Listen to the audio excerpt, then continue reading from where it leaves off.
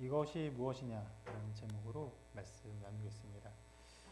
오늘 말씀에는 홍해에서 홍해를 지난 이후에 시내산까지 가는 여정에 나타나는 네 가지 사건 중에 두 번째 사건을 다루고 있습니다. 말씀의 전체 내용은 지난주에 본 것과 거의 똑같습니다. 지난주 말씀에서는 물이 없어서 불평했죠. 그러다가 물을 얻게 되었는데 오늘 말씀에서는 먹을 것이 없어서 불평하다가 먹을 것을 얻게 됩니다. 굉장히 똑같다라고 할 수 있는데 지난주 말씀은 실은 굉장히 짧아요. 오늘 말씀은 꽤 내용이 깁니다. 말씀은 오늘 말씀이 일어난 시간적 배경부터 이렇게 말합니다. 애굽에서 나온 후 둘째 달 15일이라. 앞선 사건은 언제인지 시간적 배경을 말하고 있지 않습니다. 그런데 출애굽할 때, 이스라엘 백성이 출애굽할 때의 시간이 첫째 달 15일이었기 때문에 그때로부터 지금까지 한 달 정도의 시간이 걸린 것입니다. 그러면 물로 인해서 불평한 것은 그 한 달 사이에 어느 지점이겠죠. 그렇게 앞쪽보다는 더 뒤쪽이지 않을까 생각을 합니다. 여기서 이스라엘 백성은 모세와 아론에게 이렇게 원망합니다. 아까 원망하던 내용을 읽었었는데 여기 다시 한번 같이 읽어볼게요. 시작. 고기가 막 곁에 앉아있던 때와 떡을 배불리 먹던 때에 여호와의 손에 죽었더라면 좋았을 것을 너희가 이 광야로 우리를 인도해내어 이 온 회중이 줄여 죽게 하는도다. 오늘 말씀에서 먼저 이 불평을 한번 보겠습니다. 이전하고 비슷하게 불평합니다. 애굽에 있던 때를 그리워해요. 물로 말미암아 불평하고 그로 인해서 물을 얻은 지 얼마 되지 않아서 음식이 없으니까 또 똑같이 불평을 하고 있습니다. 이것은 하나님의 인도하심을 받았음에도 현실에 나타나는 고통과 괴로움으로 인해서 다시 불신앙 가운데 빠지는 모습을 보여주고 있죠. 꽤 답답한 모습이긴 한데 이 모습은 인간이 가지고 있는 연약함을 잘 보여줍니다. 하나님께서 좋은 것으로 채워주세요. 그리고 이전에 나타났던 어려움이 다시 나타나면 하나님께서 그렇게 인도해 주실 것이지 라고 말하는 것이 아니라 반복되는 그 어려움 속에서 도리어 불평이 커져요. 불만이 커집니다. 오늘 말씀에서도 불평이 반복되는데 실은 반복되는 것에서 머무르지 않고 불평이 더 커지고 있음을 보여줍니다. 저 위에는 이제 우리가 오늘 말씀에서 보는 불평의 내용인데 그 앞에 그 물로 인해서 불평할 때는 이렇게 했습니다. 백성이 모세에게 원망하여 이르되 우리가 무엇을 마실까 하매. 단순해요. 말이 단순합니다. 그런데 오늘 말씀에서는 말이 굉장히 길어져요. 그래서 오늘 나온 불평의 모습은 어떤 면에서는요, 홍해 사건이 있기 바로 전에 그 홍해 바다 앞에서 막다른 곳에서 바로에게 그 추격을 당할 때 그때 했던 불평과 꽤 비슷합니다. 그 부분 우리 그 앞에 이제 불평이긴 한데 그 부분 다시 한번 읽어볼게요. 시작. 그들이 또 모세에게 이르되 애굽에 매장지가 없어서 당신이 우리를 이끌어내어 이 광야에서 죽게 하느냐. 어찌하여 당신이 우리를 애굽에서 이끌어내어 우리에게 이같이 하느냐. 우리가 애굽에서 당신에게 이른 말이 이것이 아니냐. 이르기를 우리를 내버려두라. 우리가 애굽 사람을 섬길 것이라 하지 아니하더냐. 애굽 사람을 섬기는 것이 광야에서 죽는 것보다 낫겠노라. 이스라엘 백성은 애굽에 있었던 때를 그리워합니다. 지금 또 그렇게 하고 있죠.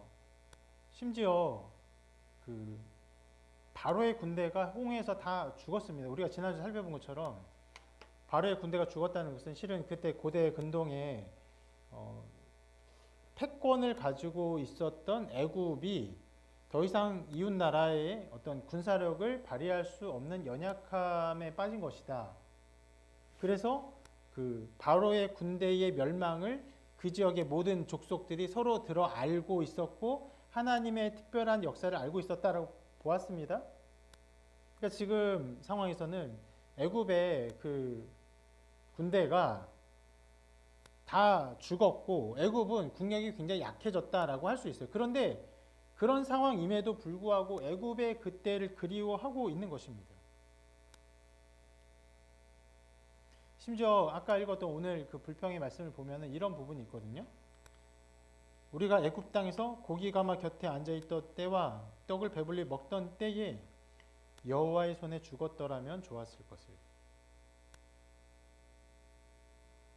그러니까 이스라엘 백성은 그 시기에 애굽의 백성들이 하나님의 그 10가지 재앙에 의해서 죽어가는 것을 보았어요. 그런데 그 이스라엘 백성은 죽지 않았죠.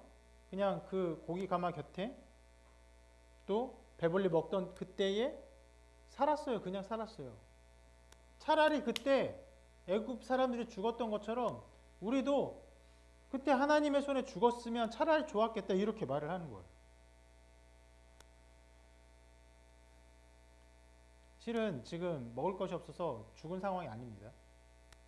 죽을 수는 있겠지만 죽진 않은 상황이에요. 그래서 죽을 것 같은 두려움에 빠지자 하나님의 심판으로 죽었던 애굽 사람의 운명을 부러워합니다. 여러분 이것이 어떻게 보입니까? 하나님의 인도하심을 철저하게 무시하는 말이에요. 게다가 2절을 보면 이렇게 표현하고 있거든요.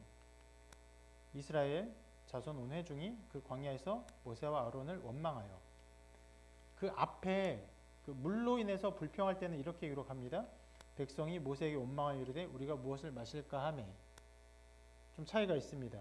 2절은 지금 그 음식으로 인한 불평이에요. 아래에 있는 것은 그 물로 인한 불평입니다.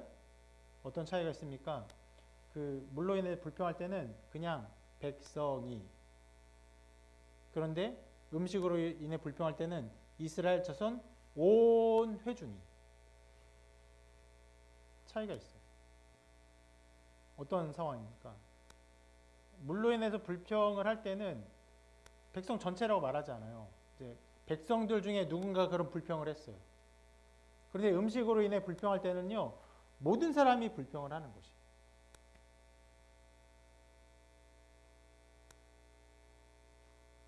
심지어 떡을 배불리 먹었던 애굽의 그 시대에 우리가 그때 하나님의 손에 죽었으면 좋았겠다라고 말하기까지 해요. 그 말은 실은 먹을 것이 없어서 괴롭습니다라고 말하는 것을 넘어서 하나님의 인도하심을 무시하고 하나님의 그 모든 일들을요, 어떤 면에서는 미워하는 말이에요. 여러분 이것이 어떤 상황입니까? 악한 것이 점점 확산되는 거예요. 전달돼요. 여기서 여러분 악의 중요한 특징을 생각해 볼 수 있는데 불평과 불만은 절대로 자기 마음속에 가만히 있지 않습니다. 드러내요. 그리고 어떻게 합니까? 왜 드러냅니까? 내가 힘들어요 말하는 것이 아니라 다른 사람도 그 불평과 불만에 함께 들어오게 해요. 불평과 불만의 목적은 무엇입니까? 오늘 읽었던 것처럼 하나님을 대적하는 거예요. 하나님의 인도하심을 무시하고 그것을 공격하는 것입니다. 지금 굉장히 위험한 자리고 악한 자리인데 그 자리에서 혼자 있지 않고 어떻게 해요? 사람을 끌어들이는 거예요. 야, 너 힘들지 않아? 야, 너 배고프지 않아? 우리가 차라리 애굽에서 고기 먹을 때가 낫지 않아? 차라리 그때 잘 먹다가 그냥 애굽 사람들이 그냥 죽었던 것처럼 우리도 그냥 죽는 게 낫지 않아? 라고 말하는 것이. 여러분 불평과 불만 전해집니다. 엄청나게 힘을 가지고 있어요. 자신의 처지를 이렇게 원망해요. 불평합니다. 환경을 원망해요. 나타나는 현상들을 원망합니다. 더 나아 어디까지 갑니까? 부모님을 원망해요. 그리고 어디까지 갑니까? 하나님을 원망합니다. 실은 아담이 저지른 죄와 똑같아요. 아담이 하나님부터 책망받을 때 뭐라고 합니까? 저 여자 때문에 먹었습니다. 실은 그 말에 또 있죠. 하나님이 보내신 그 여자 때문에 제가 이걸 먹었습니다. 여자를 원망하고 하나님 원망합니다. 아담이 할 수 있었으면요, 부모님도 원망했을 거예요. 부모님이 없어서 하나님 원망하는, 만 원망.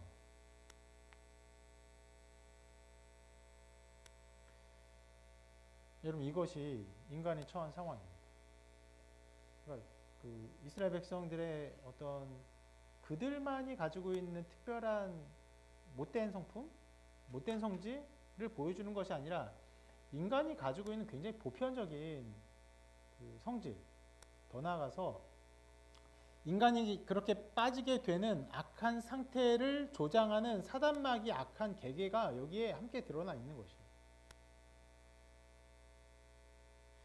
지금 이스라엘 백성이 서 있는 자리는요, 배고픈 자리 거기에만 있지 않아요. 단순히 먹을 것이 없는 자리가 아닙니다. 어떤 자리예요? 먹을 것이 없고 힘들지만 더 나아가서 다른 사람에게 불평의 마음을 심어주는 자리까지 가고 하나님을 대적하는 자리까지 가는 것이에요.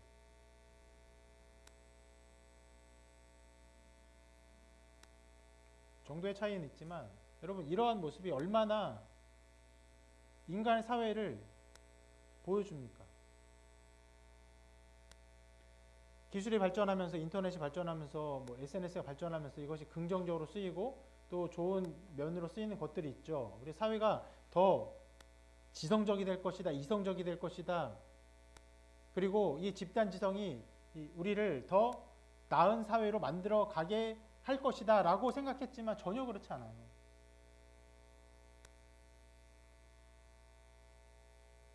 전쟁이 있는 곳에서 뭐 혹은 잘못된 국가 그 권력이 있는 곳에서 SNS가 국가의 잘못된 정보들을 다른 나라에 알리고 어떤 저항하는 사람들의 저항 세력을 끌어모으고 불의에 대항하게 하는 긍정적인 효과는 있지만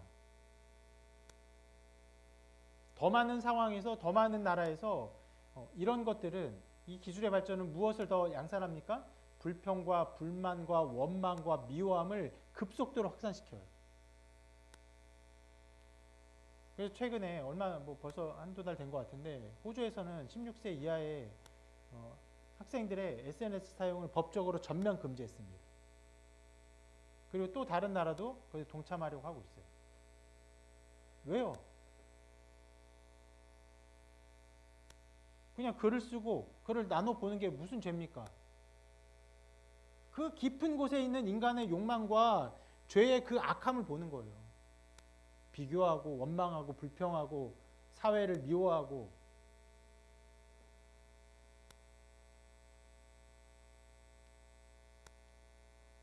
우리 교회는 이제 어린 학생들이 별로 없죠. 근데 간혹 좀 들어보면 아이들 가운데 이 정말 그 사회를 불평하고 불만스럽게 말하고 그런 부정적인 말이 꽉 차가지고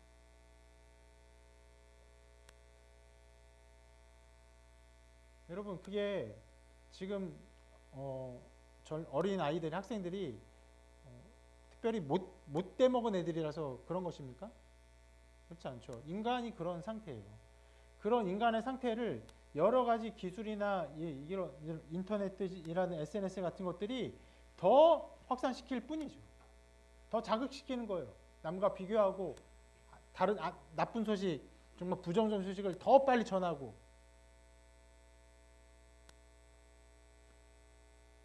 그래서 여러분 오늘 말씀에 나온 이런 일들은요. 이스라엘 백성이 참 참을성이 없는 사람이다. 물 없을 때, 먹을 것이 없을 때 분만한다. 이런 것이 아니에요. 어려움과 고난이 있을 때 얼마나 그 불평과 불만을 확산시켜 가는가. 그 악한 생각은 얼마나 급속도로 사람들에게 빠르게 번져가는가. 교회도 마찬가지예요. 우리 교회는 평안하죠. 개척한 지 얼마 되지 않았고 함께 모이고 성장하는 이 단계에 있기 때문에 평안합니다.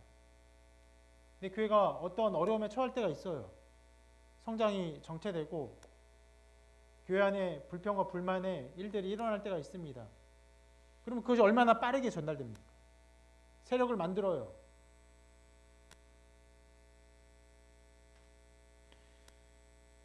말씀은 그러한 것들을 먼저 고발합니다. 인간이 얼마나 불평, 불만하며 그것이 얼마나 급속도로 확산되고 이스라엘 온 백성이 얼마나 그 죄 가운데 쉽게 빠져 있는가를 고발해요. 그리고 오늘 말씀은 더 나아가서 그러한 이스라엘 백성을 하나님이 어떻게 다루시는지를 보여줍니다. 실은 이것이 오늘 말씀의 더 큰 핵심입니다. 불평하는 그들을 하나님이 어떻게 대하십니까? 여기 한번 같이 읽어볼게요. 이렇게 말씀합니다. 시작. 그때 여호와께서 모세에게 이르시되 보라 내가 너희를 위하여 하늘에서 양식을 비같이 내리리니 백성이 나가서 일용할 것을 날마다 거둘 것이라. 이같이 하여 그들이 내 율법을 준행하나 아니하나 내가 시험하리라. 이 말씀을 보면 좀 특별한 부분들을 볼 수 있는데 하나님께서 이스라엘 백성의 원망의 말을 아세요? 들으셨어요? 그런데 그것을 듣고 벌하지 않으십니다. 그냥 그들의 불평을 해결해 주시는 것처럼 돌보아 주십니다.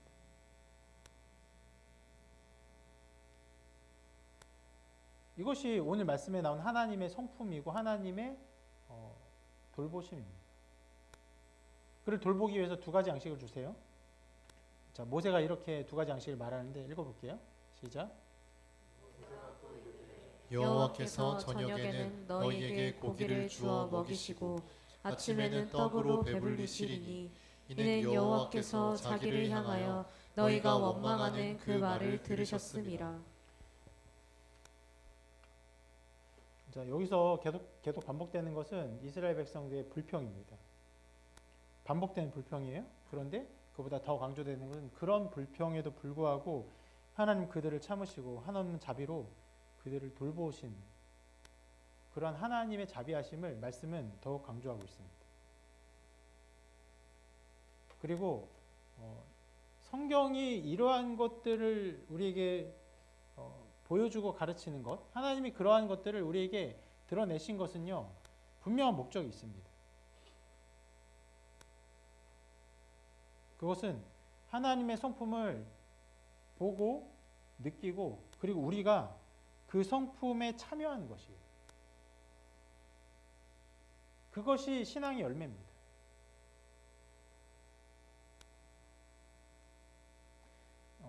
이것이 하나님의 목적인 것이 레위기 말씀에 아주 분명히 드러나는데 이렇게 말씀합니다. 같이 읽어볼게요. 시작. 나는 너희의 하나님이 되려고 너희를 애굽 땅에서 인도하여 낸 여호와라. 내가 거룩하니 너희도 거룩할지어다. 여기 하나님의 일하심의 분명한 목적이 나와 있습니다. 내가 거룩하니 너희도 거룩하라. 하나님의 성품을 보여주셨을 때 하나님 무엇을 요구하십니까? 하나님의 성품을 닮은 하나님의 백성을 요구하십니다. 이것이 하나님의 일하심의 목적이고 성경의 기록의 목적이에요. 하나님은 하나님의 성품을 닮은 백성들을 원하십니다. 오늘 말씀에도 이스라엘 백성의 그 반복되는 죄와 불평이 크게 강조되었어요. 근데 그와 대조돼서 하나님의 선하심, 하나님의 인자하심, 오래 참으심, 하나님의 자비와 긍휼이 더 크게 강조되었습니다. 실은 아까 본 것처럼 이스라엘 백성은 이렇게 말했죠. 여호와의 손에 죽었더라면 좋았을 것을. 말이 됩니까 이게?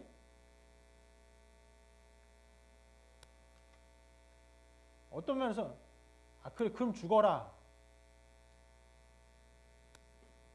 해야 맞을 것 같은데 하나님 참으세요. 실은 책망도 하지 않는 것처럼 하나님께서 그냥 그들을 돌보아 주십니다.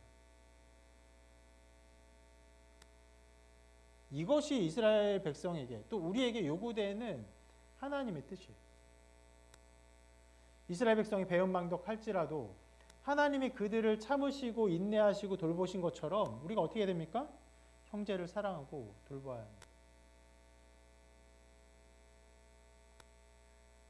여러분, 교회 성도들이라고 온전하지 않습니다. 자주 넘어지고 실망스러운 모습을 보입니다. 그것은 이스라엘 백성들이 실망스러운 것과 같아요.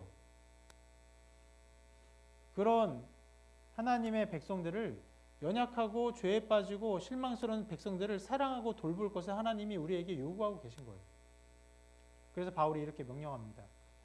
형제들아, 사람이 만일 무슨 범죄한 일이 드러나거든 신령한 너희는 온유한 심령으로 그러한 자를 바로잡고 너 자신을 살펴보아 너도 시험을 받을까 두려워하라. 너희가 짐을 서로 지라. 그리하여 그리스도의 법을 성취하라. 연결된 말씀인데 범죄한 형제를 온유한 심령으로 바로잡아라. 그리고 뭐라고 합니까? 짐을 서로 져라. 여기서 짐을 지는 것이 무엇이에요? 연약한 자를 품는 것이에요. 범죄한 자를 품어주는 것이에요.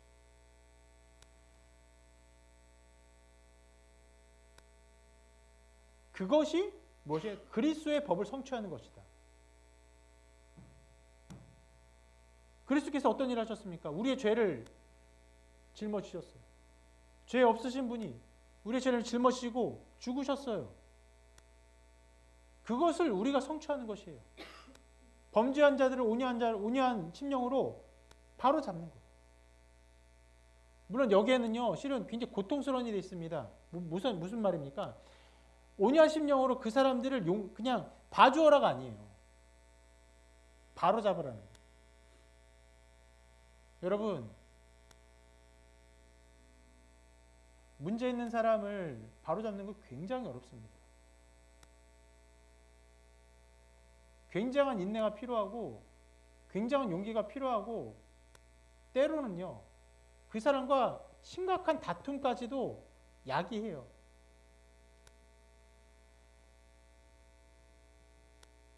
옆집 아이가 말썽쟁이면은 그냥 저 아이 시끄럽네 하고 말지만 내 아이가 말썽쟁이면 아이와 정말 단판을 줘야 돼요. 매질을 해야 되고 꾸지람을 해야 되고 정말 인생을 걸고 양육을 해야 돼요. 그와 같이 바로잡아야 됩니다. 어려운 일이지만 그렇게 해야 돼요. 어떻게? 온유한 심령. 그것이 너희가 서로 짐을 지라라는 말씀의 의미인 것입니다. 범죄한 자들, 연약한 자들, 시험에 빠진 자들 내어버리지 말고 그냥 놔두지 말고 온전히 바로 잡는 일을 해야 해요.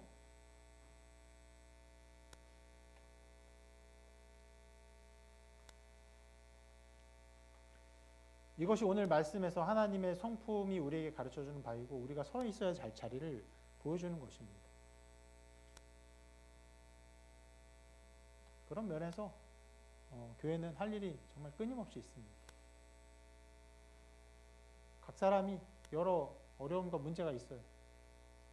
그 어려움과 문제를 다른 사람이 바로 잡아야 됩니다. 온유한 심령으로.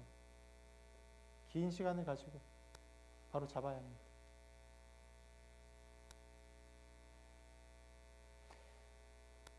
그리고 오늘 말씀에서 하나님의 돌보심이 두 가지로 드러나 있음을 함께 볼 수 있습니다. 바로 이제 고기와 떡을 주시는 것인데, 자 이렇게 나타나 있어요. 같이 읽어볼게요. 시작. 저녁에는 메추라기가 와서 진에 덮이고 아침에는 이슬이 진 주위에 있더니 그 이슬이 마른 후에 광야 지면에 작고 둥글며 서리같이 가는 것이 있는지라. 하나님께서 두 가지를 그들에게 허락하셨습니다. 자, 표면적으로는 이제 참 은혜롭게 고기도 주고 떡도 주신다. 떡만 주지 아니하시고 고기도 주셨다. 이렇게 볼 수 있는데, 자, 근데 이 두 가지는 이렇게 볼 수 있어요. 한 가지는 일반 은총이고 하나는 특별한 은총이라고 이제 생각할 수 있습니다. 왜 그러냐면, 자, 저녁에 내린 것이 고기인데 메추라기, 메추라기라는 새인데 그런 것들이 내려와서 먹을 수 있게 된 것이에요. 그것은 어떤 것입니까? 이 세상에 존재하는 어떤 생물이에요. 그런데 아침에 내린 것은요, 이게 무엇인지 알 수 없는 것이었어요. 그래서 우리가 읽은 말씀처럼 그 표현도 모호합니다. 저녁에는 메추라기, 이러면 끝이에요. 그런데 아침에는 이슬이 진주 위에 있더니, 이슬을 먹는가? 아니, 이슬이 아니에요. 이슬이 마른 후에 광야 지면에 작고 둥글며 서리같이 가는 것. 뭔가 한 단어로 설명할 수 없는 것이라는 의미죠. 그래 나중에는 이것을 만나라고 명명했지만 그런 이름을 따로 짓기 전까지는 이것이 무엇인지 도저히 알 수 없는 어떠한 것이 그들에게 주어졌습니다. 그리고 그 이스라엘의 이 광야 생활이 결국 40년까지 가게 되거든요. 처음에 40년 하나님 계획하지 않으셨는데 이스라엘 백성이 불평과 불만 가운데 살다가 결국 그 기간 40년으로 넘어가게 되는데 40년의 기간 중에 메추라기는요 일시적으로만 주어졌고 만나만 40년 동안 주어집니다. 그래서 이렇게 말할 수 있어요. 그들이 알고 있던 고기인 메추라기는 일시적으로 주어진 음식이고 그들이 알지 못했던 음식인 만나는요 계속적으로 광야를 나갈 때까지 계속적으로 주어진 것이다. 이렇게 말할 수 있습니다. 그래서 이 모든 하나님의 이 음식에 대한 어떤 섭리, 하나님의 일하심은요 이렇게 말할 수 있는데 하나님의 백성들이 무엇을 의지하며 살아야 하는지를 보여주는 것이. 뭘 의지합니까? 특별한 것. 하나님이 주시는 특별한 것. 그들이 알고 있는 메추라기가 아니라 그들이 알지 못했던 그 하나님이 주시는 하나님의 손길에 의해서만 주어지는 그 특별한 것을 의지할 것을 하나님이 말씀하신 것이에요. 물론 메추라기도 주셨어요. 그러나 그것은 일시적인 것이에요. 그것은 어떤 면에서는요. 앞에 물을 주실 때와 굉장히 비슷합니다. 처음에 물을 주실 때 그냥 안 주셨죠. 어떤 물을? 처음에는 쓴물을 주셨어요. 그래서 쓴물로 먹을 수 없으니까 어떻게 하셨습니까? 하나님께서 그래서 달게 하심으로 우리가 먹고 마실 것은 단순히 물이 아니라 하나님의 능력을 마셔야 되는 것이구나. 그렇게 하나님의 능력을 의지하게 했습니다. 그런 것처럼 음식을 주실 때도 하나님의 능력에 의해 주어지는 이 만나를 먹게 하심으로 하나님을 의지하게 하신 것이.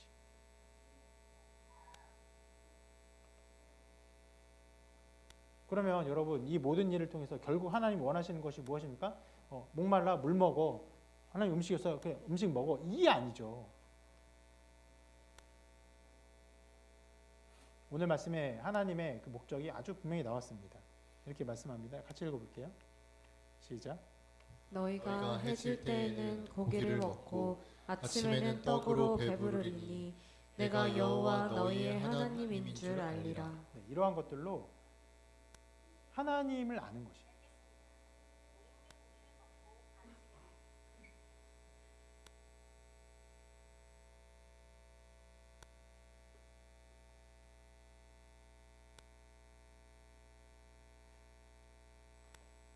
나중에 예수님은 특별히 이렇게 우리에게 말씀을 하셨습니다. 이 말씀 같이 읽어볼게요. 시작. 주께서 이르시되 나는 생명의 떡이니 내게 오는 자는 결코 줄이지 아니할 터이요 나를 믿는 자는 영원히 목마르지 아니하리라. 신비롭게도 주님은 자신을 먹어야 하는 음식으로 비유하셨는데 자신을 특별히 떡이라고 비유하셨어요. 이제 고기라고 비유하지 아니하시고 실은 살을 먹는다 할 때면 차라리 고기가 더 맞는 비유라고 할 수 있겠죠. 그러나 떡이라고 비유하셨고 그리고 떡이라고 비유하신 것처럼 나중에는 우리에게 성찬을 허락하실 때 고기와 포도주를 주지 아니하시고 빵, 떡과 포도주를 우리에게 허락하셨어요.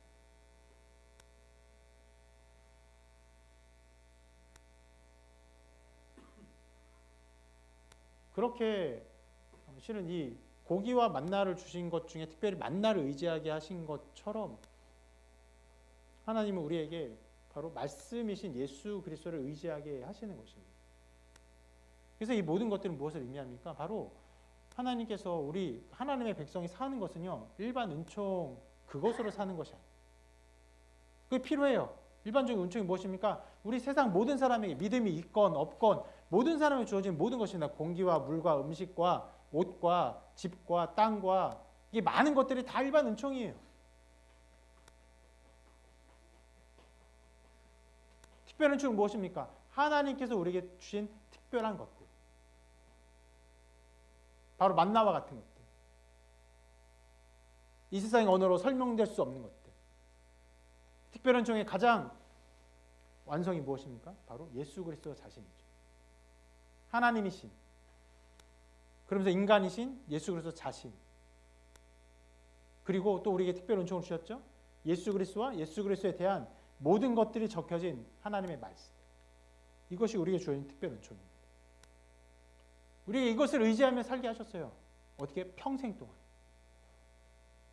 이 광야의 일이 끝나고 가나안에 들어갈 때까지 만나를 먹게 하신 것처럼 이 광야의 삶을 끝나고 우리 하나님 나라에 들어갈 때까지 우리는 특별한 은총을 의지하며 사는 것이에요. 그러니까 항상 기뻐해야 돼요.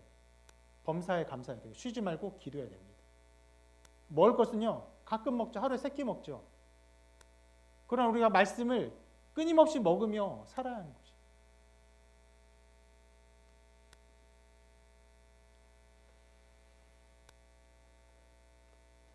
약속의 때가 이르지 않았을 때는 하나님께서 특별히 만나를 허락하셨습니다. 하늘의 양식을 주심으로 우리가 하늘의 양식을 먹으며 하나님의 백성으로서의 삶을 살아야 되는구나 알게 하셨는데, 약속의 때가 이르렀을 때 하나님 무엇을 주셨습니까? 하나님 자신이 예수 그리스도를 우리에게 보내주셨어요. 그리고 모든 말씀을 우리에게 허락하셨습니다. 그럼 우리는 말씀이신 예수 그리스도, 또 우리에게 주신 모든 말씀을 의지하며 그것을 먹으며 살아야 돼요. 주님께서 이렇게 말씀하셨습니다. 같이 읽겠습니다. 시작. 그래서 대답하여 이르시되 기록되었을 때 사람이 떡으로만 살 것이 아니요 하나님의 입으로부터 나오는 모든 말씀으로 살 것이라 하였느니라 하시니. 거의 같은 궤를 가지고 있어요. 메추라기와 만나를 주실 때도 너희가 만나를 의지하며 살아라 하신 것처럼 주님 말씀하세요. 사람이 떡으로만 살 것이 아니다. 하나님의 말씀으로 살 것이다. 여러분, 말씀으로 살아야 됩니다. 그리스도의 백성들은 말씀으로 살아야 돼요. 말씀이 없으면 죽어요. 실은 너무나 신비롭게 이런 일들이 일어나는데, 여러분, 우리가 말씀을 자주 접하게 하기 위해서 새벽 기도를 하지 않고 아침 말씀 묵상 방송을 유튜브로 제가 보내죠. 그걸 방송합니다.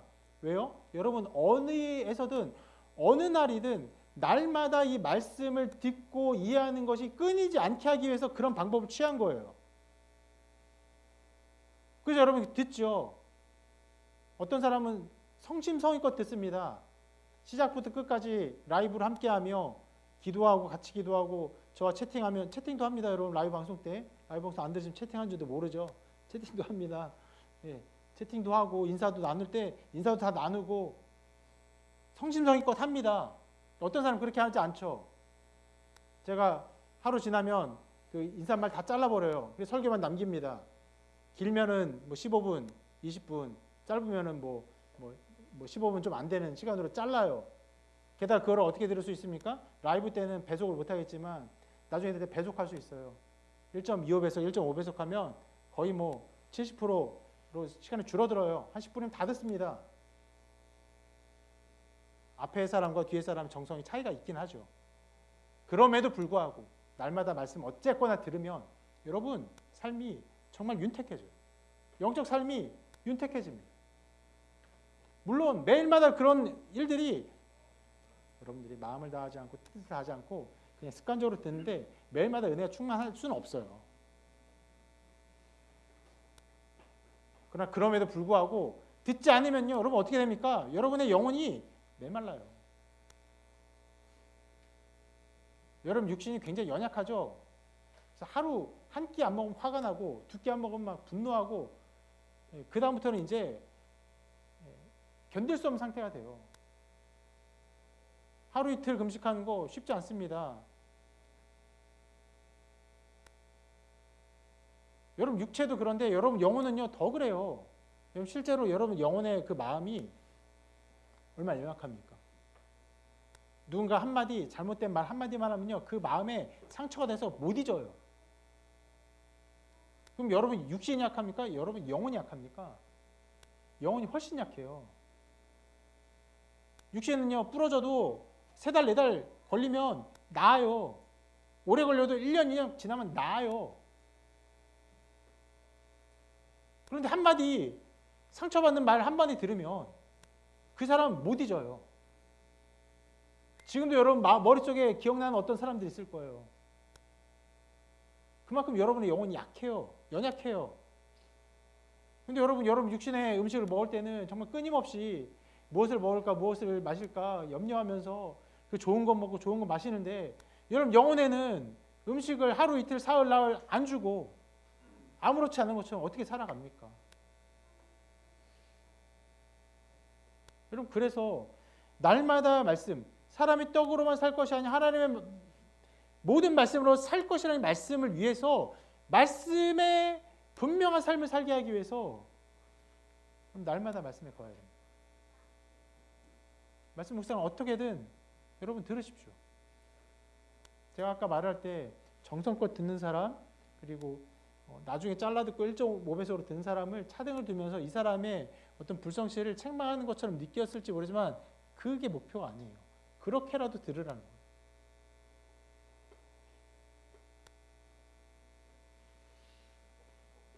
우리는 말씀으로 사는 사람이에요.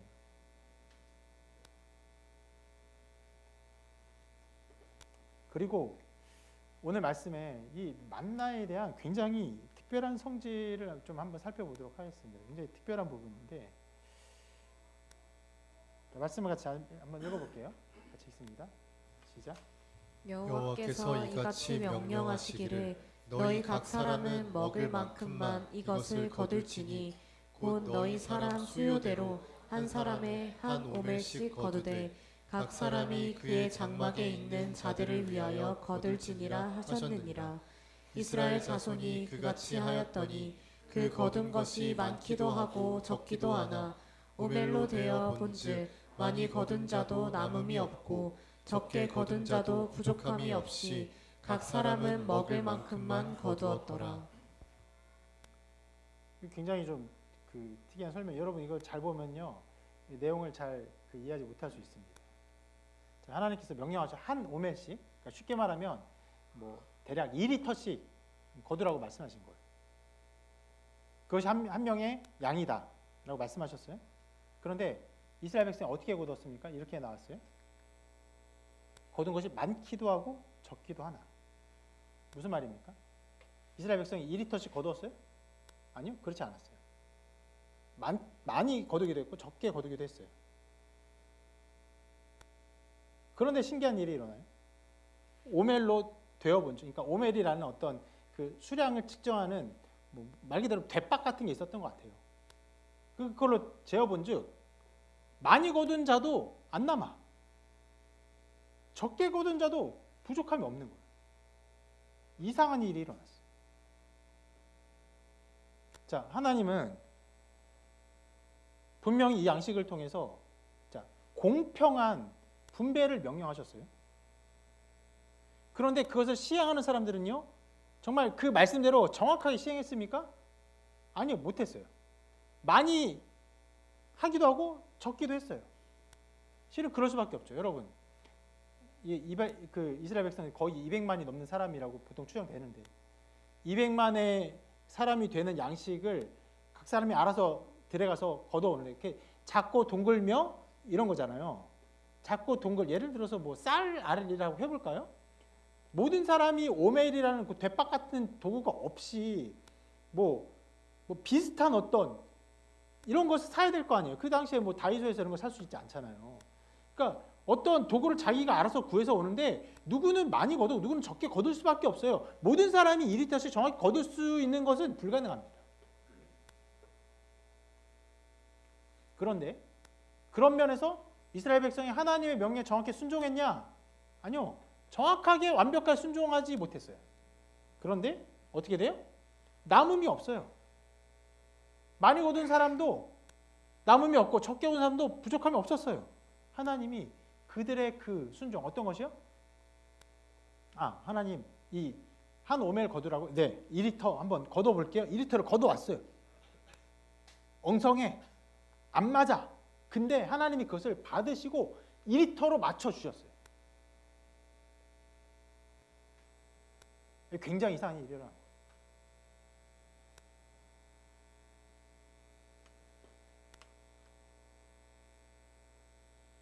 무엇을 의미합니까? 우리가 하나님의 말씀에 순종할 때 그 말씀에 순종하는 것이 온전하지 않을 수 있어요. 부족할 수 있어요.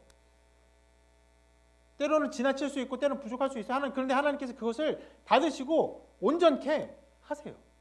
이것이 오늘 말씀에 주어진 이 만나 거둠의 아주 신비입니다. 때로 여러분 하나님의 말씀을 들을 때 반항할 때가 있습니다. 마음이 좀 이렇게 굽어진 사람이 하나님의 말씀에 대해서 불평 불만하면서 반항할 때가 있어요. 예를 들어서 이런 말씀을 생각해 볼 수 있어요. 예수께서 이르시되 내 마음을 다하고 목숨을 다하고 뜻을 다하여 주 너의 하나님을 사랑하라 하셨습니다. 이런 말씀 듣고는 말씀을 기뻐하는 신자는 하나님 사랑해야 되는구나. 정말 모든 것 다 사랑해야 되는구나. 이렇게 하고 순종합니다. 그런데 마음이 이렇게 된 사람 어떻게 생각합니까? 아니 하나님을 어떻게 사랑하는 거야? 아니 목숨을 다하라는 건 뭐 죽으라는 거야? 도대체 어떻게 하는 거야? 이런 일이 일어나요. 뭡니까? 하나님이 주신 명령을 정확하게 수행할 수 없다고 생각하면서 하나님의 명령을 무시하고 하나님을 원망하고 안 가요. 심지어는요, 여기에 첫 번째 나왔던 죄가 여기에 얽혀버리는데 어떻게 얽힙니까? 다른 사람이 하나님을 사랑하려고 하는 태도를 가지는 것 같으면요, 그 사람 잡아 끌어요. 야, 그게 어떻게 완전할 수 있어? 온전히 순종할 수 있어? 이게 어떻게 다 될 수 있는 거야? 안 되는 거야. 흡사 누가 하는 짓입니까? 마귀가 그 짓을 해요.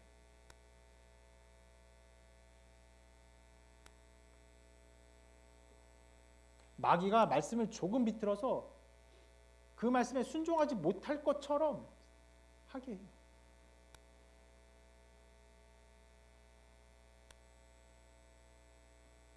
여러분 그 불평의 말이요. 이 불평의 말이 한편으로 맞아요. 어떻게 우리가 목숨을 다해 하나님을 사랑해요? 뭐 죽어요? 뭐 어떻게 해요? 어려운 부분이 있어요. 하나님 말씀에 그대로 순종하는 것은 불가능해 보입니다. 그런데 이거 어떻게 하는 거예요? 안 돼요. 할 수 없어요. 하고 뒤로 물러가잖아요. 멸망합니다.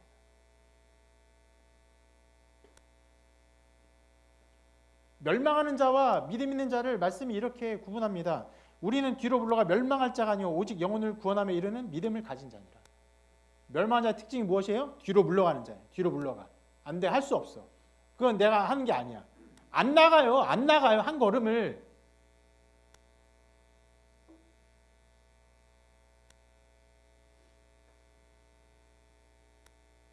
이게 여러분 가상의 이야기가 아니에요.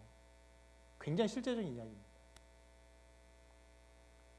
제가 헌금 기도할 때 늘 기도하는 내용 중에 그런 것들이 있습니다. 끝부분에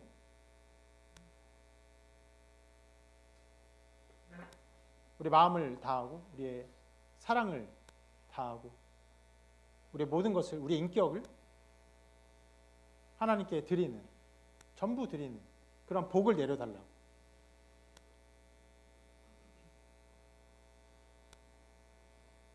예전에 어떤 사람이 그것에 대해 불만을 가지고 있다는 것을 제가 들었어요. 어떻게 우리를 다 드려? 어떻게 우리를 다 드린단 말이야? 그런 일들이 일어납니다. 어떻게 200만 명이 한 오멜씩 거둡니까? 하나님 분명히 명하세요. 한 오멜씩 거두라.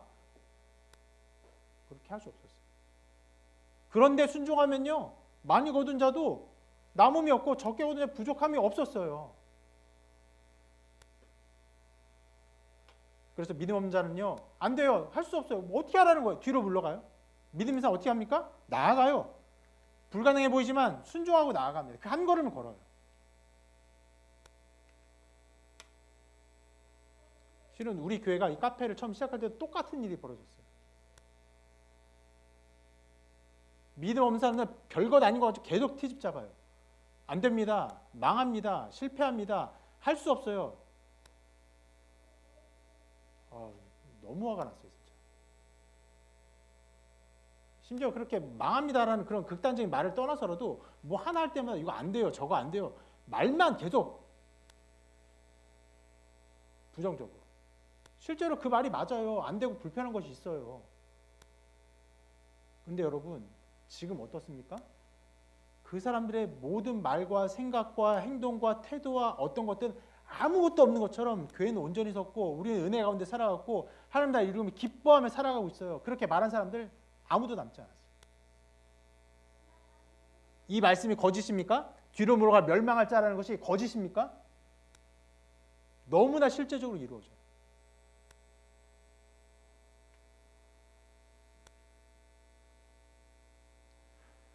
여기서 참 이런 말씀을 보면 두려워요. 각 사람에 있는 불신앙의 그 마음과 그 태도가 얼마나 그 사람의 영혼을 파괴하고 멸망시키는가.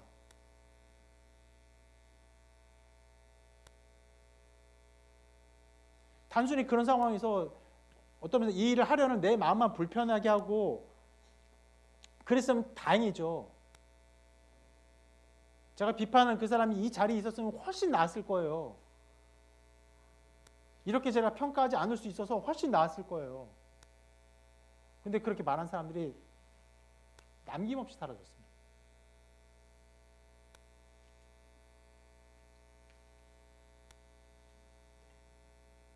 말씀은 매우 신비하게 이루어집니다. 하나님의 역사는 매우 신비하게 이루어져요. 안 될 것 같아요? 그런데 걸어가면 하나님께서 그 일을 이루세요.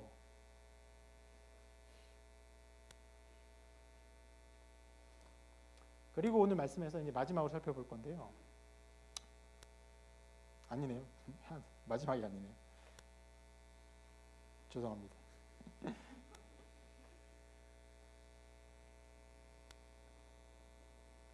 말씀 전하다 좀 흥분했나 봐요. 자, 마지막 두 번째입니다. 이스라엘 백성이 서 있는 중요한 자리를 함께 보아야 됩니다. 오늘 말씀 보면 굉장히 중요한 질문이 한 가지 나옵니다. 말씀 한번 읽어볼게요. 시작. 이스라엘 자손이 보고 그것이 무엇인지 알지 못하여 서로 이르되 이것이 무엇이냐 하니. 자, 하늘에서 이슬 같은 것이 내리고 그리고 만나라고 이제 지칭되는 어떠한 것들이 생겼어요. 그러자 이렇게 질문합니다. 자, 하나님은요, 인간의 이성으로 이해할 수 없는 것들을 주십니다. 그러자 사람들은 어떻게 반응합니까? 하나님의 백성들은 하나님이 하신 일이 어떤 것인지 그들에게 나타난 상황이 어떤 상황인지를 알고 싶어요.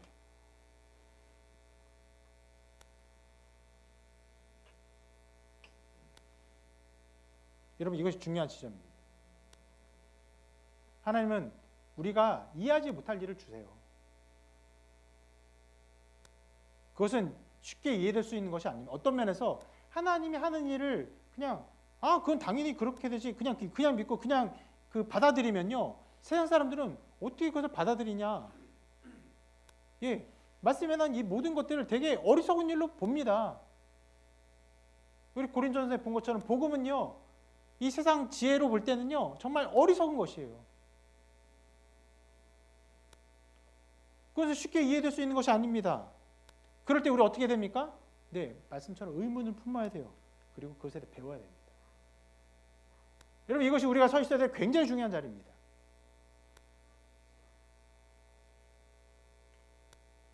여기서 백성들은 모세에게 배웠죠. 모세가 이렇게 말합니다. 같이 읽어볼게요. 시작. 이는 여호와께서 너희에게 주어 먹게 하신 양식이라. 아주 안전한 답이에요. 그러니까 그것이 무엇이냐? 이것이 무엇입니까? 생겼잖아요. 그러니까 어떤 면에서 백성들이 원하는 대답은 이것은 뭐 이렇게 말해. 이것은 만나라고 부를 수 있는 것인데 너희가 먹으면 맛이 있을 것이다. 뭐 쌀과자 같은 것이다. 이렇게 설명하는 것이 필요했을 수 있어요. 그런데 그것이 정답이 아니에요. 무엇이에요? 하나님이 주어서 먹게 하신 것이다. 이것이 어떤 음식이라고 설명하는 것보다 하나님이 주신 것임을 아는 것이 중요했어요. 그것이 답이었어요. 그것이 그들이 배워야 될 것이었어요.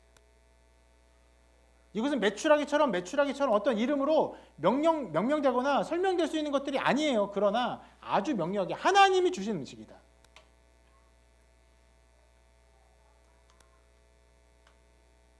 여러분, 이와 같은 것, 우리에게 주어진 인간의 이성으로 이해할 수 없는 가장 큰 것이 무엇입니까? 바로 십자가죠.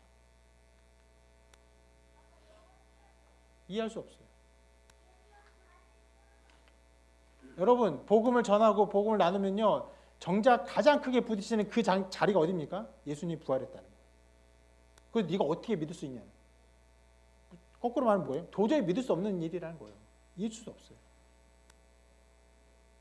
그것에 대해서 의문을 품어야 돼요. 그것이 무슨 일인지를 살펴봐야 돼요. 우리는 이해할 수 없는 그 자리에 서야 됩니다. 예수님의 십자가와 그 부활 앞에 서 있어야 됩니다. 그리고 말씀을 통해, 성령을 통해 배워야 돼요. 알고자 할 때, 의문을 품을 때, 배우고자 할 때 우리를 깨우쳐 주십니다. 보혜사 곧 아버지께서 내 이름으로 보낸 성령, 그가 너희에게 모든 것을 가르치고 내가 너희에게 말한 모든 것을 생각나게 하리라. 성령께서 우리를 인도하십니다. 놀랍도록 그 마음에 하나님의 마음을 아는 지식을 허락하세요. 때로 이것은요, 목회자인 저도 실은 그 반대로 생각하는 분, 무슨 말이냐면 어떤 사람이 하나님을 알지 못해요. 어떻게 알까? 내가 아무리 설교해도 이거 설교로 될 게 아닌데, 알 수 없을 텐데 하고 해요. 몰라요. 정말 몰라요. 그리고 계속 신앙생활 어떻게 해요. 그러다가 어느 날 눈빛에 아는 눈빛이 일어나요. 깨닫는 눈빛이 일어나요. 고백해요. 누가 하십니까? 당연히 성령께서 하시는 거예요. 그런 일이 일어납니다.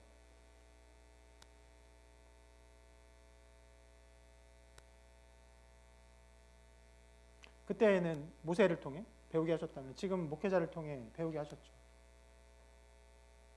수천 년 동안 정돈되고 연구되고 또 합의된 그리고 함께 고백된 신앙 고백을 신학교에서 배우게 하셨고 그 배운 것들을 전하게 하셨고 그럼 그것들을 통해서 하나님을 알게 하셨습니다. 너무나 당연한 얘기지만 우리는 이것을 의문시 여겨야 되고 궁금해야 되고 이것이 무엇이냐라고 생각하며 그것을 배워야 됩니다.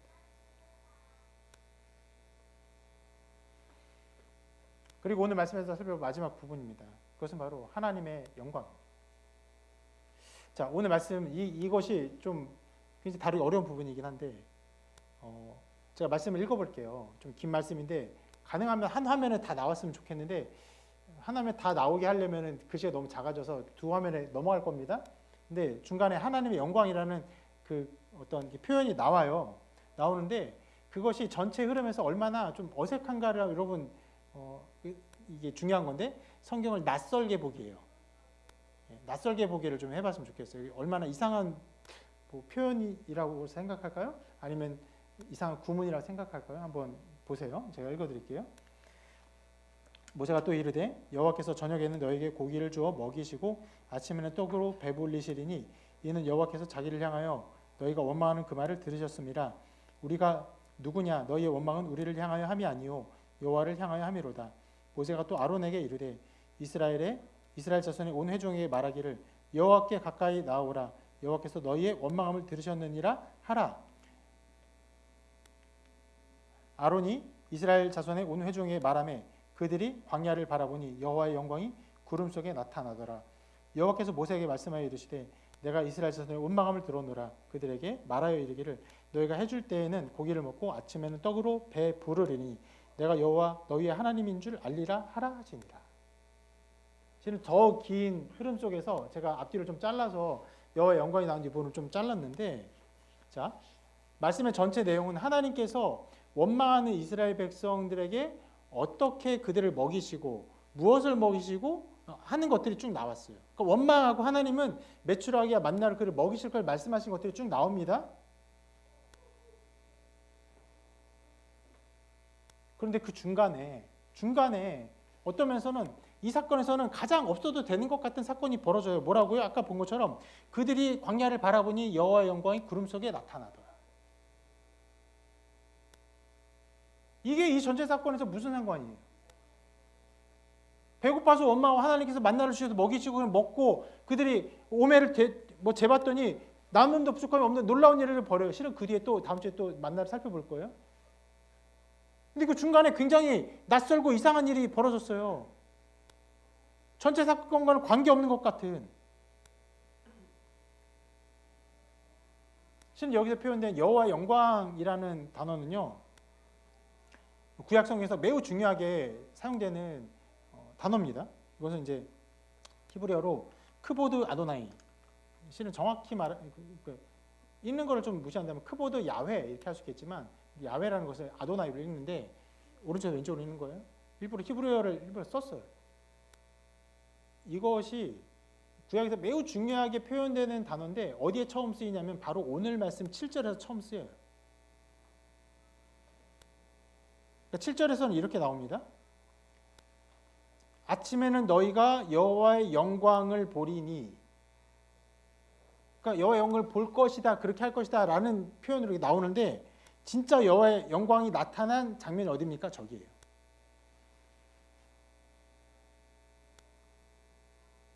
그러니까 이 불평한 가운데 만나를 주는 아주 특별한 사건 가운데 그 중앙에서 하나님이 구름 가운데 하나님의 영광으로 자기를 드러내셨어요.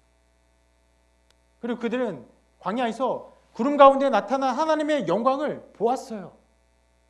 보아서 못 쟀다고요? 보아서 더 맛있게 먹어요? 보아서 더 뭐 많이 먹어요? 아니요. 그런 관계 없어요. 그냥 보았어요. 하나님은 그 일을 허락하셨어요.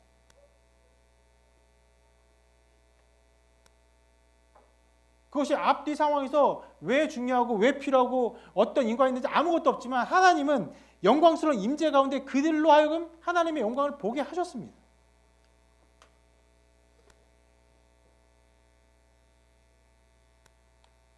여러분, 이것이 어떤 면에서는 하나님의 모든 사역의 근원이자 목적지입니다.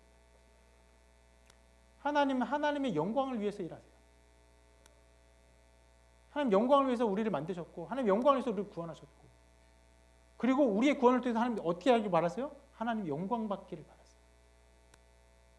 그 자신을 어떻게 보시면 하나님의 영광으로 자기를 드러내세요.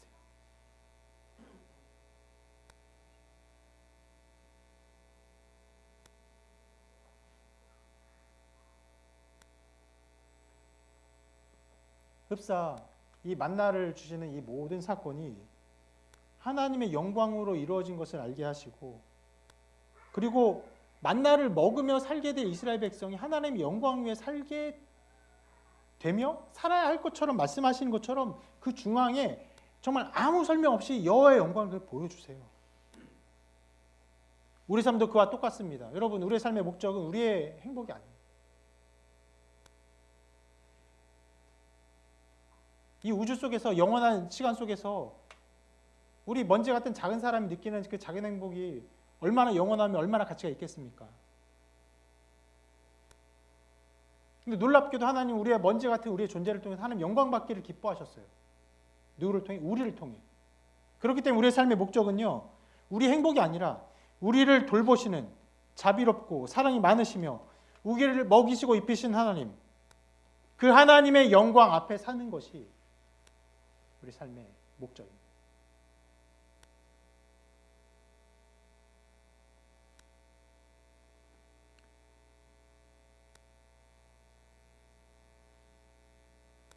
이 영광 앞에 사는 여러분의 삶이 되시기를 바랍니다.